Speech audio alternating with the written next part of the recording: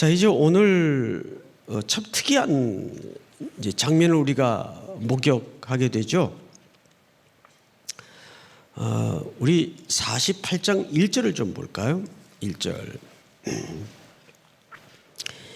이 일 후에 어떤 사람이 요셉에게 말하기를 네 아버지가 병들었다 하므로 그가 곧 두 아들 므낫세와 에브라임과 함께 이르니, 이렇게 돼 있어요. 이 에브라임과 므낫세는 요셉의 애굽에서 나온 두 아들입니다. 근데 보시면 사실 이름 순서가 바뀌어져 있어요. 원래 므낫세가 첫째입니다. 맞죠?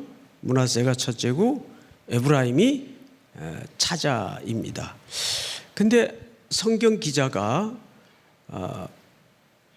어떤 의도를 가지고 동생을 앞열에다 놓고 장자를 차자의 위치에 이름을 얹어놨습니다. 자, 근데 이 므낫세라는 이름은 이런 의미가 있어요. 모든 힘겨웠던 시간들을 잊어버리고 싶다. 자, 잊어버리다, 이런 의미가 있어요. 누가 그렇게 지었을까요? 아버지 요셉이 그렇게 지었겠죠. 아마도 그의 지난 시간을 돌아보면 너무 가혹하고 힘겨웠던 시간들이 많았기 때문에 첫 아들을 낳으면서 모든 지난 날에 슬펐던, 이해할 수 없었던, 괴로웠던 일들은 내 좀 잊었으면 좋겠다. 이제는 내 인생에 그런 일이 두 번 다시 개입되지 않았으면 좋겠다. 그리고 이제 둘째를 낳았는데 둘째 이름이 에브라임이에요. 에브라임이라는 이름 뜻은 뭐냐 하면 곱절이라는 뜻입니다. 곱절, 두 배. 그래서 에브라임은 실제 이 이후에도 모든 상속을 두 배를 받는 걸 우리가 역사의 시간표 속에 볼 수가 있죠. 이제 이런 이름 뜻을 가졌어요. 물론 여기에는 하나님의 궁극적인 어떤 목적도 있겠지만 그 요셉이라는 혈육의 아버지를 통해서 이 아들에게 담아진 그의 깊은 열망 또는 소원이었을 겁니다. 근데 지금 요셉은 제국 애굽의 어떤 위치에 있습니까? 네, 2인자의 위치예요. 그럼 이 두 아들의 신분은 앞으로 짱짱하겠습니까? 불안불안하겠습니까? 예, 이거 완전 금수저 물고 태어난 아들들이란 말이에요. 자, 그런데 지금 누구의 죽음과 이 두 아들이 연결되는가 하면 야곱이 병들어 이제 죽을 시간이 다가온 거예요. 그렇죠? 그런데 그 중간자로서 요셉이 두 아들을 데리고 이제 죽음이 임박한, 그러니까 이 두 아들에겐 야곱이 혈육적으로 어떤 존재입니까? 할아버지죠. 한 세대를 걷는 겁니다. 할아버지죠. 할아버지 앞으로 요셉이 두 아들을 데리고 이제 앉힌 거예요. 자, 성경을 다시 보십시다. 2절.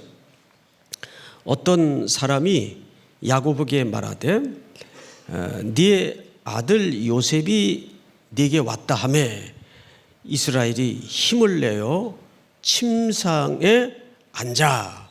어떻게 앉았다고 되어 있죠? 힘을 내어 앉았다고 되어 있어요. 이것은 혈육을 향한 강한 만남의 열망을 그대로 보여주는 겁니다. 그는 지금 사실 운신도 하기 어려운 상황이지만 힘을 내어 몸을 끌어 앉혀서 그들을 향해 지금 앉았습니다. 그런데 요셉에게 아버지의 병듦을 전가한 사람도 그냥 어떤 사람이라고 처리를 했어요. 그리고 야곱에게도 네 아들 요셉이 너를 문안하러 왔다, 두 아들과 함께 라고 전한 소식도 이름이 나와 있질 않아요. 그러니까 둘 다 어떤 사람이, 캐션 마크예요. 성경이 침묵한 부분에 대해서는 일단 그대로 남겨두십시다. 자, 그런데 3절을 잘 보세요. 3절. 요셉에게 이르되, 야곱의 이야기겠죠. 이전에 가나안 땅 루스에서 전능하신 하나님이 내게 나타나서 복을 주시며, 4절 다 같이 시작. 내가 너로 생육하고 번성하게 하여 내게서 많은 백성이 나게 하고 내가 이 땅을 내 후손에게 주어 영원한 소유가 되게 하리라 하셨느니라. 야곱은 요셉에게 과거 얘기를 꺼냅니다. 자기가 아버지에게 못쓸 짓을 하고 나아가서 형을 속여먹고 도망길에 루스에 잠시 노숙을 했던 기억을 떠올려요. 이 기억이에요. 그런데 이 기억을 다음 세대들에게 희망과 상속과 유산으로 지금 이어주려는 강력한 열망을 품고 있습니다. 이것이 여기서 끝나면 그냥 아버지의 추억이고 할아버지의 기억이 됩니다. 그런데 그 기억을 넘어서서 이걸 뭘로 지금 끌어내고 있어요? 다음 세대, 말하자면 므낫세나 에브라임이나 이스라엘 나라의 지파로 이루어지고 국가의 기초를 놓을 지파로 지금 직전에 명명되고 있는 겁니다. 할아버지의 죽음 직전에. 그러니까 할아버지는 과거 하나님이 내 공고했던 시절에 나에게 임하셔서 하셨던 그 하나님의 약속, 그것이 그냥 그걸로 끝났다면 그건 추억이 돼버리고 기억이 돼버려요. 그런데 그것을 기억과 추억으로 머물게 하지 않고 다음 세대를 향하여 그 하나님의 복의 물줄기를 어떻게든 힘을 내서 마치 파이프라인을 대서 그 물줄기가 다음 세대로 넘어가도록 논에 물을 대는 것 같은 마음으로 과거에 하나님이 내게 약속하셨고 그 지난 험하겠던 세월에 나를 기어코 여기까지 인도하신, 그래서 죽은 줄만 알았던 요셉의 얼굴을 보게 하고 그 후손을 보기까지 하나님의 자녀들을 향한 축복의 물줄기는 중단되거나 실수함 없이 그대로 이어지는 것을 지금 확신하고 다음 자손들에게 그 유산을 물려주고 있는 거예요. 그러니까 우리 신앙에도 이 부분이 굉장히 중요합니다. 말씀을 들어요. 그냥 기억으로 머무는 사람들이 있어요. 아, 그땐 그랬지. 그냥 추억으로 머물게 하는 사람이 있어요. 그런데 이것을 기어코 어디로 열망을 끌고 가야 될까요? 희망을. 미래로 끌고 가야 돼. 그런데 현실적으로는 우리가 제3자 입장에서 볼 때 요셉을 보거나 므낫세나 에브라임을 보거나 이 3부자는 애굽이라는 현장과 현실이 더 눈에 모든 것들이 가능성 있고 확실해 보여요. 맞죠? 우리가 세상에 놓여 있는 위치도 똑같지 않습니까? 우리가 세상의 눈으로 보면 이 세상을 애굽이라고 치십시다. 그러면 이렇게 하면 될 것 같고 이렇게 하면 더 이익이 될 것 같고 많은 통계, 확률, 자산, 요즘 또 AI가 다 일을 처리하는 시대라 더 사람이 짱구 굴리는 것보다 더 정확하죠. 더 확실하고 더 예측이 가능하고. 그런데 과거에 자기가 경험했고 자기에게 약속하셨고 자기에게 오늘까지 인도하셨던 이 길을 자기도 겪어오면서 전부 전부 실수투성이었어. 늘 넘어지던 자리였고. 그런데 여기까지 인도하신 그 하나님의 자기에게 부어주신 복과 은총을 이제 다음 세대들에게 강렬하게 흘려보내주기를 지금 열망하고 있는 겁니다. 그 열망을 조금 더 구체적으로 어떻게 하고 있는가? 4절을 볼까요? 내게 이르시되, 하나님께서 약속하셨던 그 약속이죠. 내가 너로 생육하고 번성하게 하여 네게서 많은 백성이 나게 하고 내가 이 땅을 네 후손에게 주어 영원한 소유가 되게 하리라 하셨느니라. 이 땅은 바로 루스라는 그 땅이에요. 루스라는 땅은 나중에 무슨 곳으로도 불리워지죠? 베델입니다. 베델. 거기가 하나님의 집이라는 의미를 담은 베델로 명칭이 바뀌어서 불리워지게 됩니다. 그러니까 지금 이 땅이라는 말은 애굽 땅을 얘기하는 게 아니라 가나안 땅을 기억하면서 땅 얘기를 해요. 그 얘기는 아브라함 쪽부터 약속하신 땅입니다. 그래서 우리가 창세기 12장을 보시면 이렇게 돼 있어요. 한번 띄워주실까요? 12장. 여호와께서 아브라함에게 이르시되 너는 너의 고향과 친척과 아버지의 집을 떠나 내가 네게 보여줄 땅으로 가라. 2절 다 같이 시작. 내가 너로 큰 민족을 이루고 내게 복을 주어 내 이름을 창대하게 하리니 너는 복이 될지라. 3절을 제가 읽겠습니다. 너를 축복하는 자에게는 내가 복을 내리고 너를 저주하는 자에게는 내가 저주하리니 땅의 모든 족속이 너로 말미암아 복을 얻을 것이라 하신지라. 여러분 어떻습니까? 애굽이라는 제국은 요셉과 므낫세와 에브라임이라는 3부자에게는 현실이에요. 모든 게 가능성이 있고 모든 게 손에 들어올 수 있는 아주 실현 가능한 환경에 놓여져 있어요. 그런데 야곱이 말하는 복이나 아브라함에게 했던 복의 내용은 전부 그 속성적 가치가 어떤 가치를 담고 있습니까? 하나님의 복에 대한 약속은 어떤 가치를 담고 있는가요? 중심이 기다려야 돼요. 그 기다린다는 것은 상식선에서 확실한 걸까요? 불확실한 걸까요? 상식선에서는 눈에 보이지도 않고 불확실한 거죠. 이것이 이 애국 같은 세상에 하나님 없이 살아가는 사람들의 시선과 여러분들이 여기에 발을 딛고 살지만 이 하나님의 복과 약속을 붙들고 살아가는 사람들의 삶의 태도의 큰 굵은 차이입니다.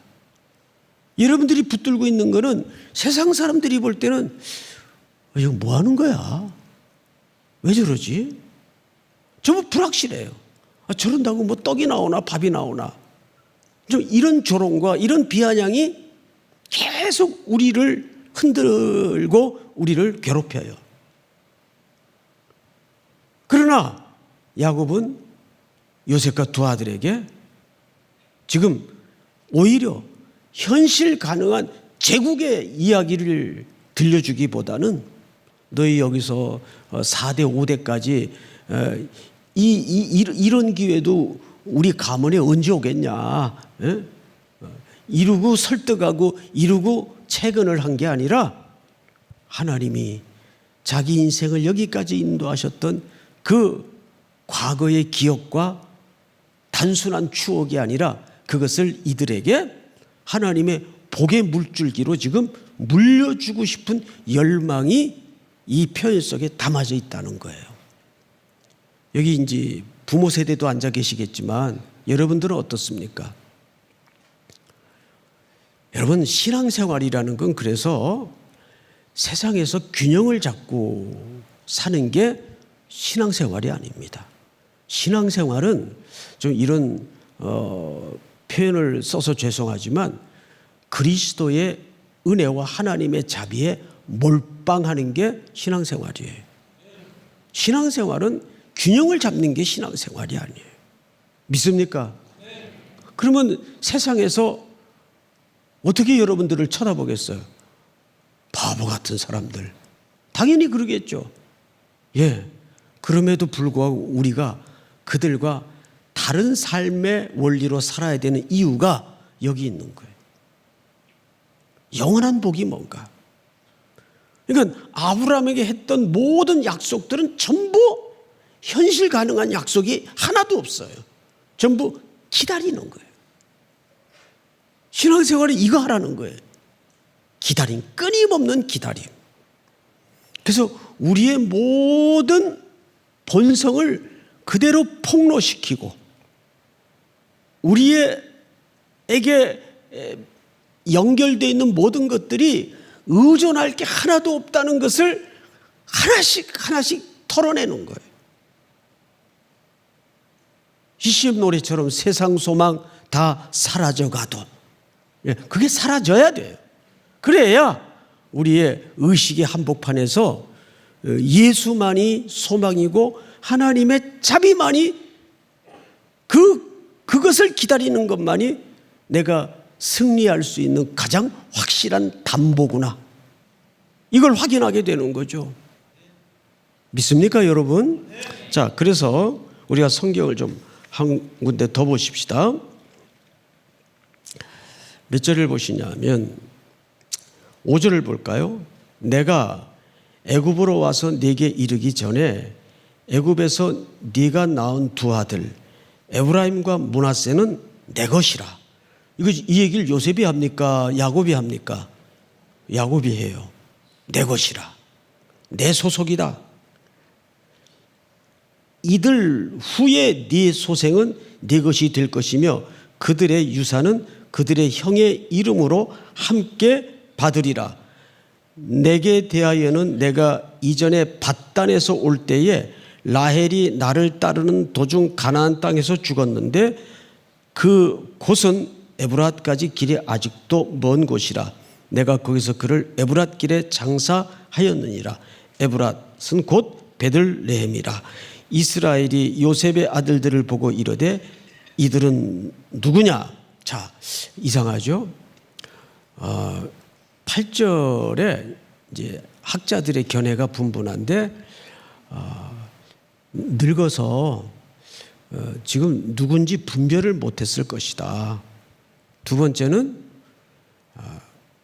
아마도 당시 이런 엄청난 중요한 축복 내지는 상속권을 물려주는 기도를 할 때는 이름과 호명을 먼저 부르고 하는 것처럼 그런 의미에서 이름을 불렀을 것이다. 이게 두 가지 견해가 있는데 뭐 성경이 말하지 않는 부분이니까 우리가 여기에서 생물학적으로 늙고 눈이 어두워서 누구냐라고 물었다고 학자들은 대부분 보지 않아요. 이것은 이제 앞으로 이 자녀들에게 물려줄 축복의 기도가 놀라운 유산으로 흘러갈 것이기 때문에 그것을 공식적으로 천명하고 재확인하는 차원에서 하나의 예식 같은 순서가 아니겠는가 이렇게 봅니다. 이제 월트 브루그만 같은 분도 우리나라에도 이제 법정에 무슨 일로 뭐 갈 일은 없어야 되겠지만 서게 되면 재판관이 그 사람 이름 다 알아요. 이미 서류를 다 검토한 상태이기 때문에. 그런데 이름 묻습니까 안 묻습니까? 생년월일 그런 이제 엄정한 자리에는 사람들이 누구든지 새가슴이 돼가지고 덜덜 떨린다 그래요. 막 자기 주민등록번호도 잊어먹고. 그래서 연세 드신 분들은 그걸 손바닥이나 이 종이에 이렇게 메모해 가는 경우가 전직 그 대통령들 이제 재판 받는 과정에서 보면 그 쪽지에 써서 자기 생년월일 얘기하고 그러더라고요. 그러니까 그 엄정한 자리는 그런 떨림이 있죠. 그러니까 이런 어떤 공식적인 예전의 일환으로 보는 것이 합리적입니다. 자, 그리고 이제 9절을 한번 볼까요? 요셉이 그의 아버지에게 아뢰되 이는 하나님이 여기서 내게 주신 아들이니이다. 아버지가 이르되 그들을 데리고 내 앞으로 나오라. 내가 그들에게 축복하리라. 10절 다 같이 시작. 이스라엘의 눈이 나이로 말미암아 어두워서 보지 못하더라. 요셉이 두 아들을 이끌어 아버지 앞으로 나아가니 이스라엘이 그들에게 입맞추고 그들을 안고 요셉에게 이르되 내가 네 얼굴을 보리라고는 생각하지 못하였더니 하나님이 내게 네 자손까지도 보게 하였도다. 요셉이 아버지의 무릎 사이에서 두 아들을 물러나게 하고 땅에 엎드려 절하고 13절 다 같이 시작. 오른손으로는 에브라임을 이스라엘의 왼손을 향하게 하고 왼손으로는 므낫셋을 이스라엘의 오른손으로 향하게 하여 이끌어 그에게 가까이 나아가매. 자, 이걸 머릿속에 좀 그림 이미지로 설명을 해야 여러분들이 성경을 읽으면서도 혼돈이 일어나지 않습니다. 자, 여러분들이 누구의 위치인가 하면 야곱의 위치예요. 야곱이 이제 여기 이렇게 앉아 있어요. 그럼 저는 자연히 인사를 하러 왔으니까, 문화를 하러 왔으니까 누구겠습니까? 요셉이에요. 뭐 잠깐이라도 요셉이 돼 보십시다. 저는 요셉이에요. 근데 지금 두 아들이 형이 누구예요? 므낫세예요. 그다음에 동생은 에브라임이에요. 잘 기억하시네요. 그러면 요셉의 입장에서는 형을 아버지의 오른쪽에 앉혀서 우수로 축복을 받게 하고 싶은 거예요. 맞겠죠? 그러니까 므낫세를 자기 어느 편에 앉혔어요? 그렇죠. 자기 왼쪽에다가 배치를 했어요. 그럼 아버지 쪽에서는 왼쪽이 됩니까? 오른쪽이 됩니까? 오른쪽이 되죠.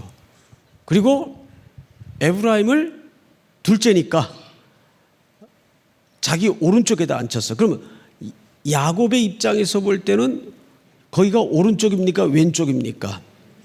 왼쪽입니다. 이제 정확히 그림이 들어왔죠? 자, 그러고 나서 성경을 한번 보세요. 13절. 오른손으로는 에브라임을 이스라엘의 왼손을 향하게 하고 왼손으로는 므낫세를 이스라엘의 오른손을 향하게 하여 이끌어 그에게 가까이 나아가매. 그러니까 이렇게 된 거죠. 므낫세를 자기 왼편에 앉혀놓고 에브라임을 오른편에 앉혀놓고 그대로 할아버지 앞으로 밀어 넣은 겁니다. 그러면 야곱의 입장에서는 오른쪽에 므낫세가 있어요. 여러분들 입장에서는 또 왼쪽에 누가 있을까요? 에브라임이 있어요. 14절을 여러분들이 한번 읽어볼까요? 14절 시작. 이스라엘이 오른손을 펴서 차남 에브라임의 머리에 얹고 왼손을 펴서 므낫셋의 머리에 얹으니 므낫셋은 장자라도 팔을 엇바꾸어 얹었더라. 여기 다른 성경에는 어긋맞겨 그랬는데 엇바꾸어 얹었더라. 그러면 야곱이 팔을 이렇게 X자로 어긋맞게 옮겨서 오른손이 누구 머리로 가게 했어요? 그렇죠. 그리고 왼손이 누구 머리로 가게 했어요? 므낫세로 가게 했어요. 그러면 과연 이것이 야곱의 실수였을까? 자, 성경을 한번 보십시다. 15절. 그가 요셉을 위하여 축복하여 이르되 내 조부 아브람과 아버지 이삭에 섬기던 하나님, 나의 출생으로부터 지금까지 나를 기르신 하나님, 나를 모든 환난에서 건지신 여호와의 사자께서 이 아이들에게 복을 주시오며 이들로 내 이름과 내 조상 아브라함과 이삭의 이름으로 칭하게 하시오며 이들이 세상에서 번식되게 하기를 원하나이다. 자, 16절까지는 전부 하나님께서 아브라함의 하나님, 이삭의 하나님이 자기를 어떻게 했대요? 기르셨답니다.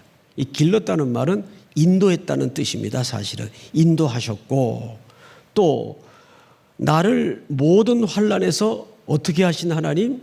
인도하시고 건지신 여호와의 사자께서 이 아이들에게 똑같은 은혜와 복을 주시옵소서. 그리고 번식하게 하옵소서.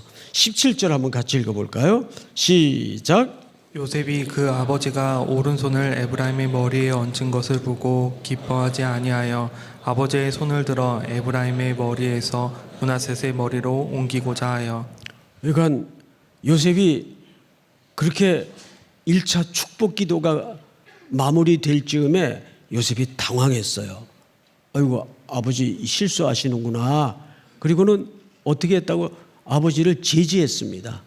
그런데 놀라운 얘기를 해요. 18절.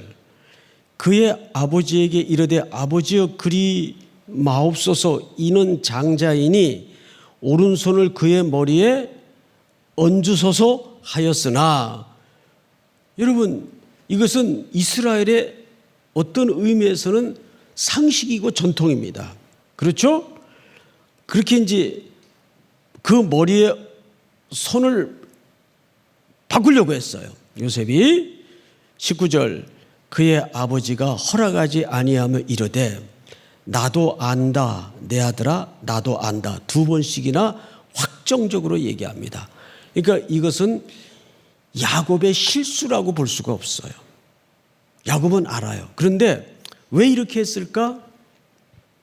분명히 자기가 오른손을 얹은 자녀가 에브라임이라는 걸 알았겠고, 왼손을 쥐고 얹어 축복을 빈 자녀가 장자라는 걸 당연히 알았을 거예요. 민수기에 보면 유명한 사건이 나오죠. 발람 사건이 나옵니다. 돈에 눈이 멀어서 하나님의 백성을 저주하러 갔는데 자기 입에서 자기도 모르게 뭐가 나왔어요? 축복이 나왔어요. 그러니까 여러분, 이거는 얼마나 놀라운 사실인가 하면 하나님의 복은 엄청난 권위와 일방적인 하나님의 역사로 흘러가는 겁니다. 믿습니까?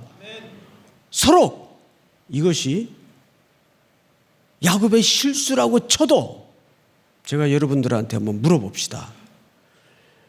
인간의 연약함과 부족함과 실수 때문에 하나님이 복을 주시고자 하는 그 영혼에게 그 복이 중단되거나 포기된 적이 있던가요?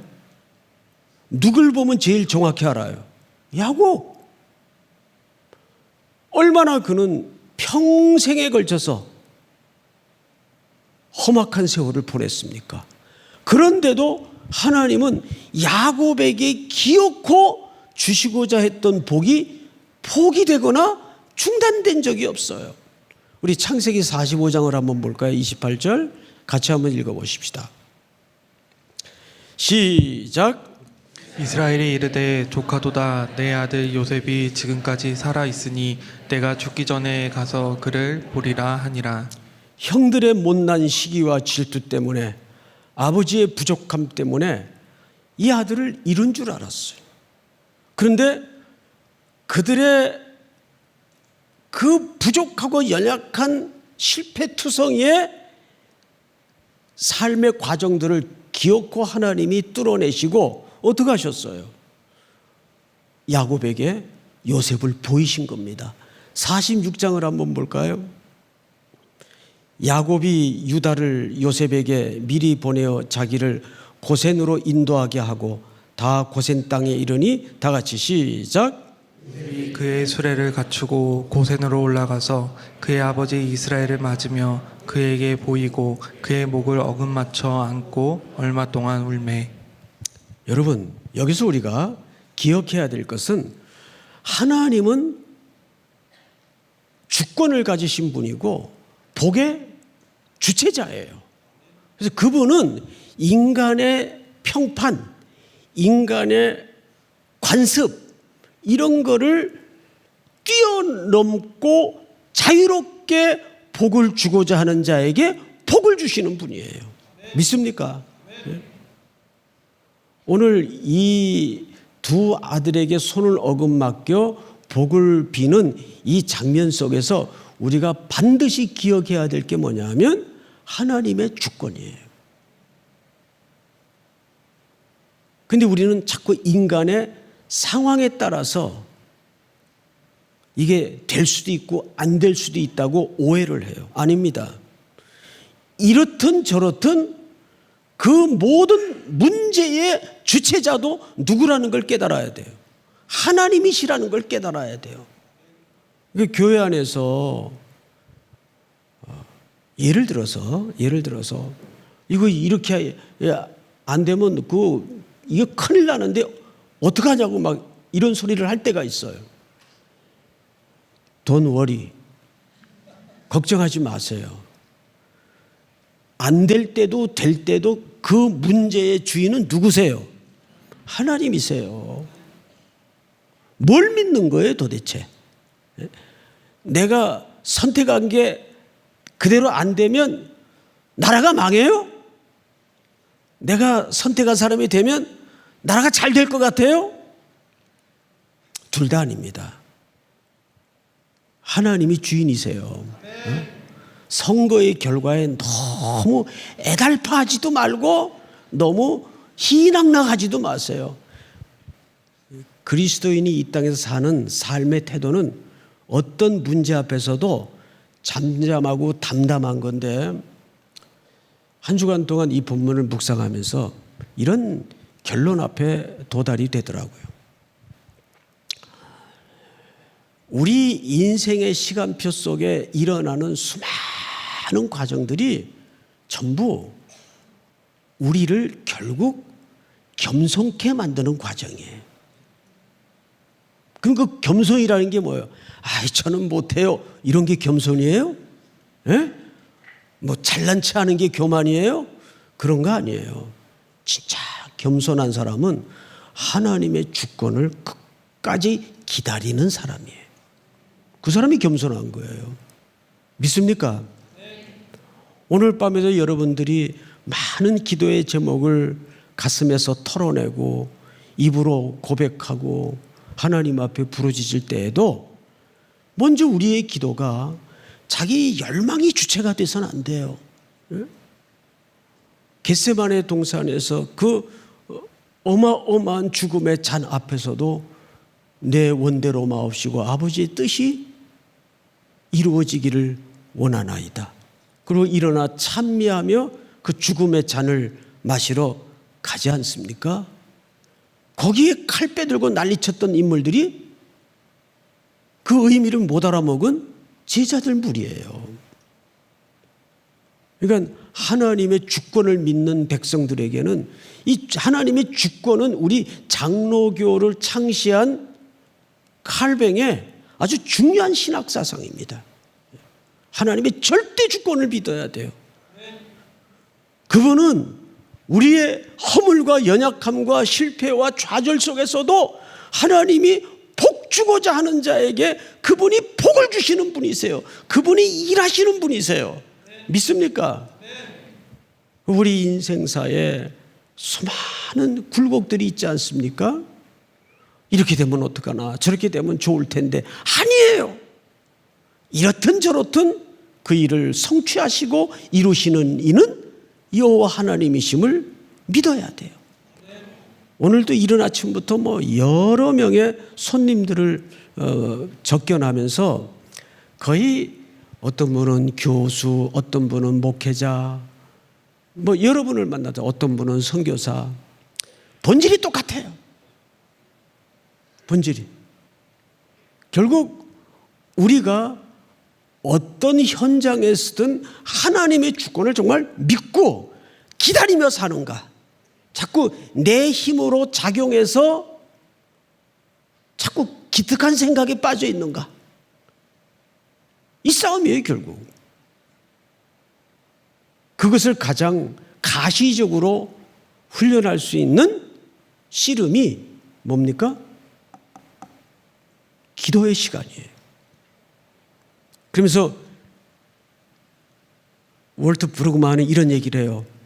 그 두 자녀에게 할아버지의 따스한 온기로 손을 얹어서 이 하나님의 생명의 복을 물려주는 이 행위야말로 이 므낫세와 에브라임에게는 무척 낯선 행위였을 거다. 왜? 그들은 어쨌거나 어디 문명에 익숙한 사람들일까요? 그렇죠. 애굽 문명에, 애굽의 지식과 애굽의 질서에 익숙한 사람들이에요. 그런데 할아버지가 이제 거의 숨을 거두기 직전에 자기들 머리에 손을 얹고 뭐 들었는지는 모르겠지만 뭐 아브라함 얘기도 하고 뭐 이삭 얘기도 하고 그러면서 그 복을 빌어주는. 근데 결국 이 하나님의 강력한 은혜의 물줄기가 이들을 어디에서 꺼냅니까? 애굽에서 꺼내잖아요.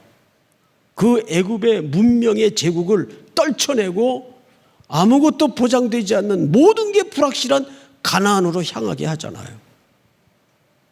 그 모두에서도 말씀을 드렸지만 우리 여호수아서 24장을 한번 볼까요? 마지막으로. 그러므로 이제는 여호와를 경외하며 온전함과 진실함으로 그를 섬기라. 너희의 조상들이 강 저쪽과 애굽에서 섬기던 신들을 치워버리고 여호와만 섬기라. 다 같이 15절 시작. 만일 여호와를 섬기는 것이 너희에게 좋지 않게 보이거든 너희 조상들이 강 저쪽에 섬기던 신들이든지 또는 너희가 거주하는 땅에 있는 아모리 족속의 신들이든지 너희가 섬길 자를 오늘 택하라. 오직 나와 내 집은 여호와를 섬기겠노라 하니. 여기 택하라는 말은 초이스해라 그 말이 아니죠.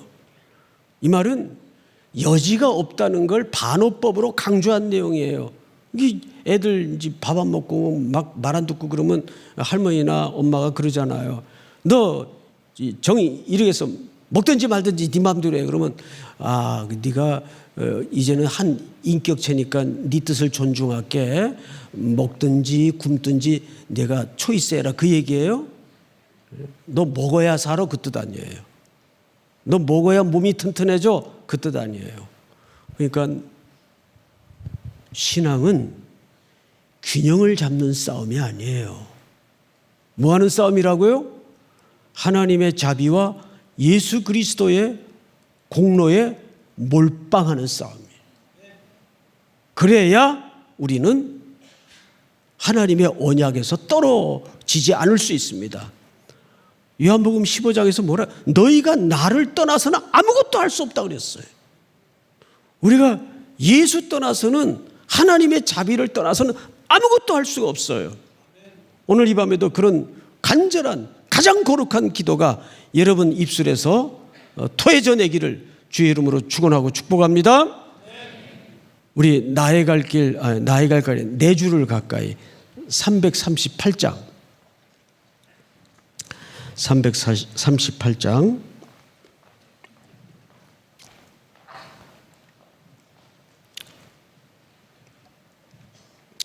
338장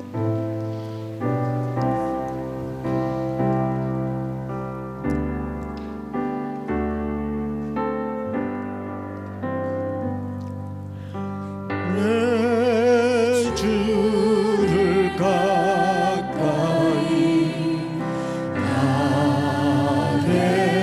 나래하는 십자가 짐 같은 고생이라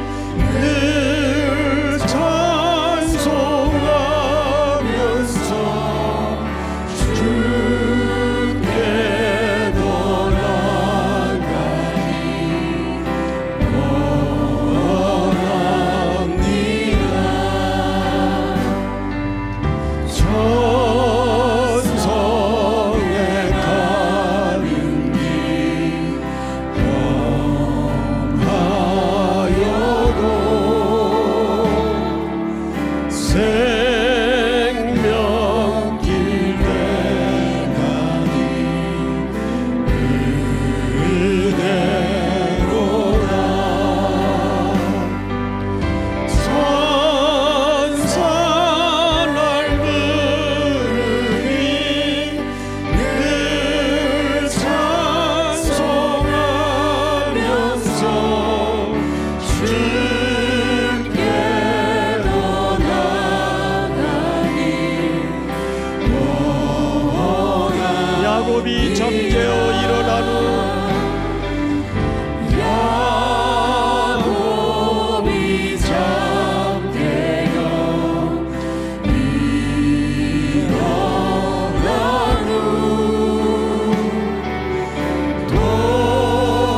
돌다리 쌓은 것 본받아서 숨질 때 되도록 늘 찬송하면서 주께로 나가니 1절 다시 합니다. 내 주를 가까이 하게 함은 십자가 짐 같은 고생이라. 내 인생 소원은 늘 찬송하면서 주께로 나가기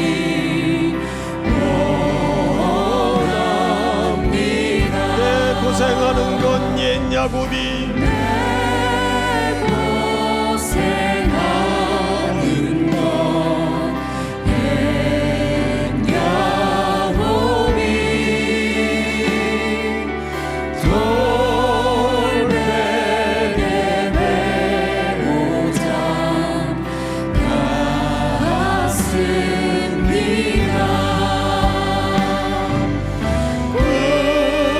꿈에도 소원이 늘 찬송하면서 주께 4절 합니다. 나가기 원합니다.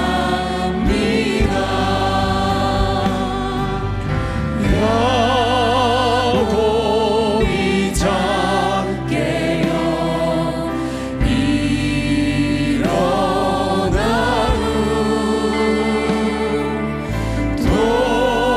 돌다리 쌓은 것 본받아서 숨질 때 되도록 늘 찬송하면서 주께로 나가기 원합니다. 우리 다 같이 한번 머리 숙여 기도하십시다. 몇 가지 기도 제목을 드리겠습니다. 먼저 오늘 주신 말씀 속에 하나님은 만물의 주인이 되시고 주권자이십니다. 통치자이십니다. 우리가 넘어지고 연약해서 실패할지라도 하나님은 복을 주시고자 하는 자에게 반드시 그 복을 성취해 주시기를 기뻐하시고 열망하시는 분이십니다. 그 하나님을 의지하십시오. 우리는 지금 애굽 같은 세상에 몸담아 살고 있지만 눈에 가시적으로 확실해 보이는 것, 그럴듯해 보이는 것에 사람들은 더 매력을 느끼고 그것이 자신들의 미래를 확고하게 해주고 의지할 것이라고 속삭입니다. 우리가 붙들고 있는 것은 하나님의 언약의 소망인데 불확실해 보입니다. 과연 그렇게 될까? 이때 우리에게 필요한 게 뭘까요? 하나님에 대한 신뢰입니다. 그분의 약속을 붙잡는 겁니다. 오늘 이 주신 말씀 붙들고 나는 비록 약하지만 야곱 같은 존재이지만 야곱을 이스라엘로 만드시는 하나님의 주권과 성실 앞에 오늘 우리의 인생도 그 연장선상에 놓여져 있음을 믿고 오늘 이 밤에 여러분들이 가지고 나온 기도의 제목을 하나하나 곱씹어가면서 주님 앞에 간절히 부르짖는 밤이 될 수 있기를 축복합니다. 우리 한번 주여 부른 다음에 소리내어 통성으로 기도하십시다. 주여, 사랑하시는 하나님